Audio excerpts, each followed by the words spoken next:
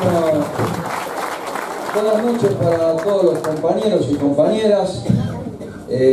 17 de noviembre, Día del Militante. Junto al 17 de octubre son los dos días más caros a los peronistas, y no es por casualidad. Y quizá un día sea consecuencia del otro.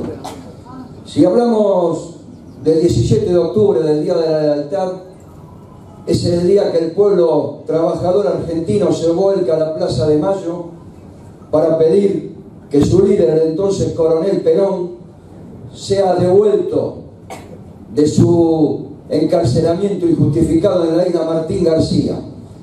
Y el pueblo no se volcó así nomás por cualquier cosa, se volcó justamente por todas las cuestiones que recién relataba la compañera Pimpi Colombo, por la injusticia que había sufrido hasta ese momento y que veía en el coronel Perón el hombre que le devolvía la justicia y la dignidad. Y ese glorioso día del 17 de octubre de 1945 trajo como consecuencia que al poco tiempo el general Perón asumiera por primera vez la presidencia de la República Argentina. Y fueron 10 años, los 10 años más felices que le tocó vivir al pueblo argentino, donde se le reconocieron derechos, donde se le aplicó la verdadera justicia social. Pero después de esos 10 años, en 1955, justamente las balas asesinas de la antipatria y de la oligarquía derrocan al general Perón, y para evitar un baño de sangre en el país, el general decide retirarse al exilio. Lo que no entendió en ese momento la oligarquía, que en el mismo momento en que caían y sonaban las balas asesinas, el pueblo peronista hizo un juramento. Y ese juramento era que no iba a haber descanso hasta lograr el retorno incondicional del general Perón a la patria.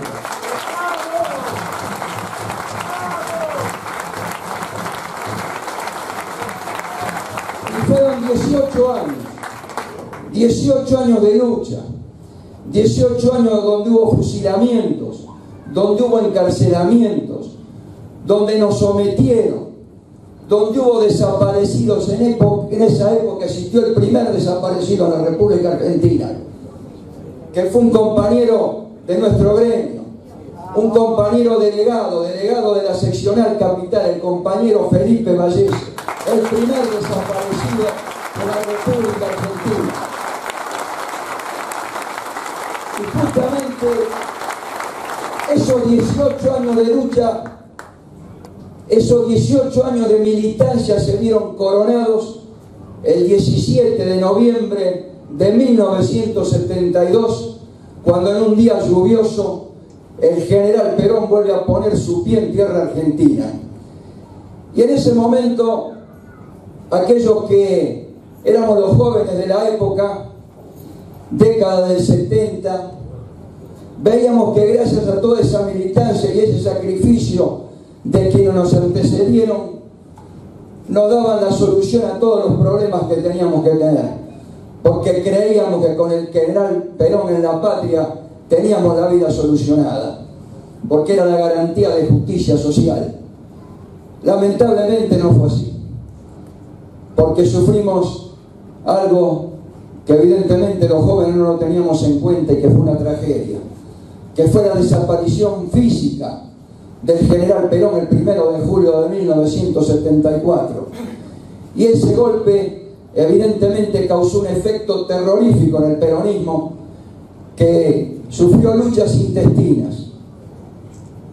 Y lamentablemente ese sueño que para los jóvenes de la época empezaba ese 17 de noviembre de 1972, lo vimos culminado el 24 de marzo de 1976, cuando se instala en el país la dictadura más feroz que le tocó vivir al pueblo argentino.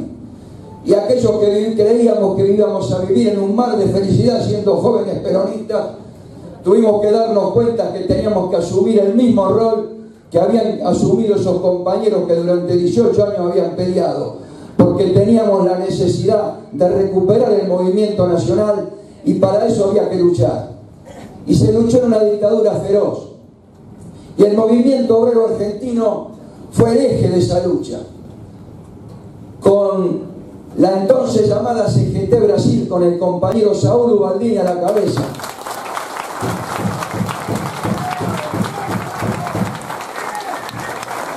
Un compañero que en plena dictadura organizó las marchas de paz, pan y trabajo.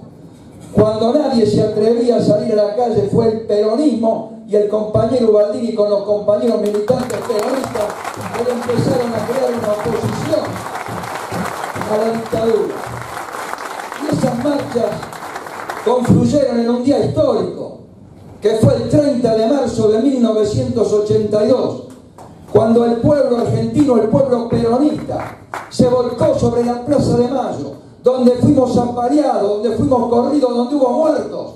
Pero ese día le dijimos a la dictadura que llegó el tiempo de irse.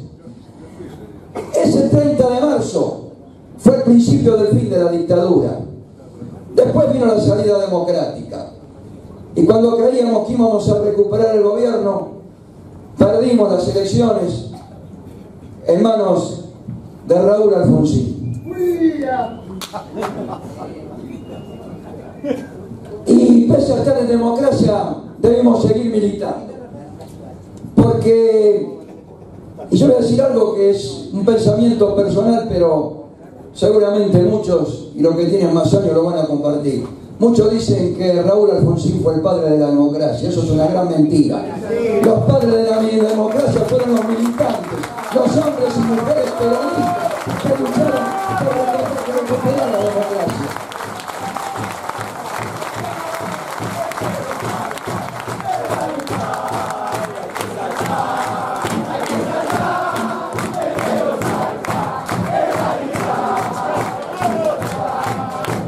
Fíjense, compañeros, cómo son las cosas.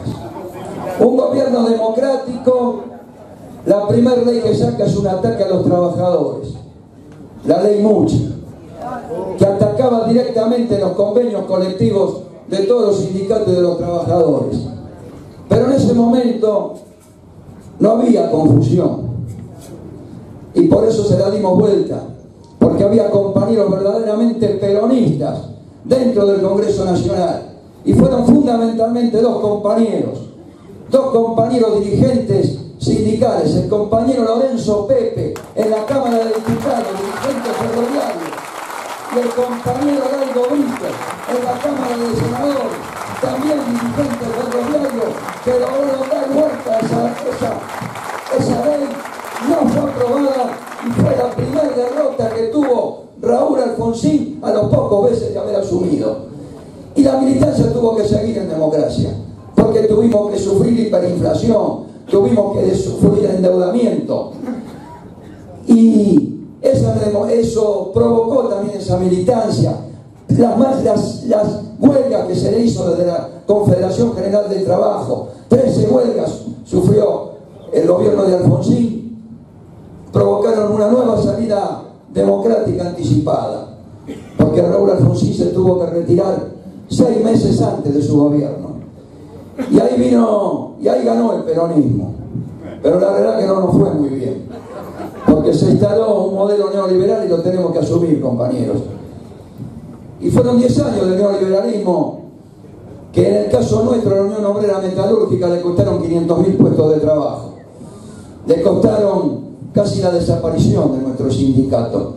Pero igual seguimos militando, porque siempre tuvimos fe de recuperar el modelo nacional y popular. Y después lo vimos soportar el gobierno de la Alianza, que se fue a mitad de su gobierno. Y fue justamente en el año 2003 cuando sí verdaderamente recuperamos el modelo nacional y popular, cuando asume la presidencia de la Nación el compañero Carlos Néstor Kirchner, y que dice una frase que evidentemente tiene que sonar siempre en la cabeza de cada militante peronista, cuando dijo: yo no llegué a la presidencia de la Nación para dejar mis convicciones en la puerta de la Casa de Gobierno. Y eso frase que no fue una frase de un político mentiroso como tantos políticos mentirosos, fue la frase de un compañero militante que cumplió a rajatabla con su palabra. Y nos dieron los gobiernos de Néstor y Cristina Cristina 12 años donde se recuperaron derechos, donde se recuperó el trabajo, donde evidentemente pudimos reconstruir el país en base al desendeudamiento. Acá, compañeros, tenemos que recordar todo esto. Yo recién hablaba de la época de la dictadura y quiero volver sobre el tema porque se me escapó algo que es terriblemente importante. La dictadura militar, que cometió los crímenes de lesa humanidad más horribles que existieron en la República Argentina, instaló otro tema. Es un tema que hasta el día de hoy lo seguimos sufriendo. Cambió el eje del país. De tener un país productivo, generador de riqueza en base al trabajo y la producción, lo cambió por un país donde la especulación era el gran negocio. Y la gran diferencia que tenemos con esto, y fundamentalmente para aquellos que somos hombres, que desde nuestro sindicato defendemos a los compañeros que se ganan el mango todos los días produciendo, cambiarnos ese eje nos significa la pérdida de muchas cosas. Porque hoy, antes producíamos, generábamos riqueza y discutíamos la distribución de la riqueza, porque éramos parte de la generación de esa riqueza.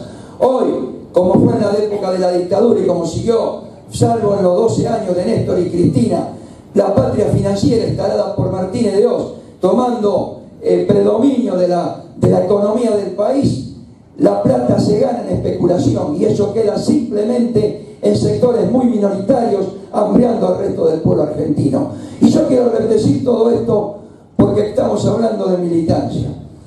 Y hablé de la militancia que yo protagonicé, que empezó en la década del 70, como muchos otros compañeros, que empezamos con un sueño que se nos transformó en una pesadilla, porque debimos transcurrir muchos años de lucha y de muchas cosas fuleras.